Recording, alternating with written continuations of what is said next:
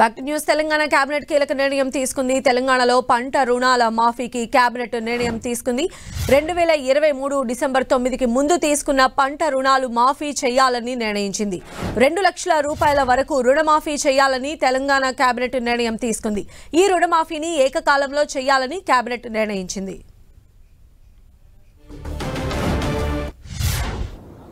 ఈ మంత్రివర్గంలో ఇచ్చిన మాట ప్రకారం 2 లక్షల రూపాయల రైతు రుణమాఫీ చేయాలి అని మా మంత్రివర్గం పూర్తి స్థాయిలో విశ్లేషించి చర్చించి వివిధ బ్యాంకులలో ఉన్న రుణాలకు సంబంధించిన వివరాలు సేకరించి వాటన్నిటిని క్రోడీకరించి ఆ రైతు రుణమాఫీ చేయాలి అని మేము నిర్ణయం తీసుకున్నాం. గత ప్రభుత్వం డిసెంబర్ 11, 2018 తారీఖు వరకు కట్ ఆఫ్ డేట్ పెట్టి 2వ విడత రైతు రుణమాఫీ చేసింది.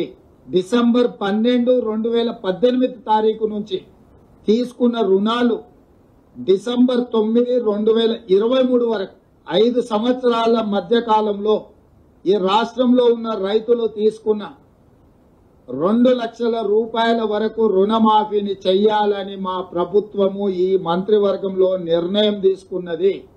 ఇచ్చిన మాట ప్రకారం 2 లక్షల రూపాయల రుణమాఫీ చెయ్యాలి.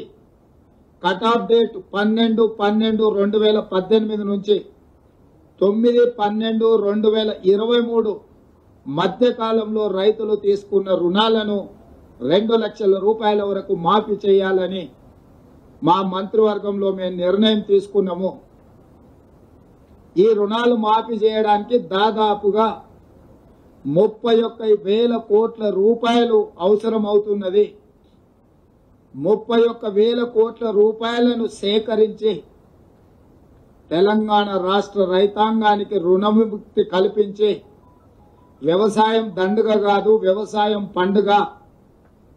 ఈ ప్రభుత్వం, ఈ ప్రజాపాలన రైతు సంక్షేమం, రైతు రాజ్యం ఒక సంక్షేమ రాజ్యంగా, అభివృద్ధి రాష్ట్రంగా ముందుకు తీసుకెళ్తామని సంపూర్ణమైన విశ్వాసం, భరోసా కల్పించడానికి ఈరోజు మా మంత్రివర్గం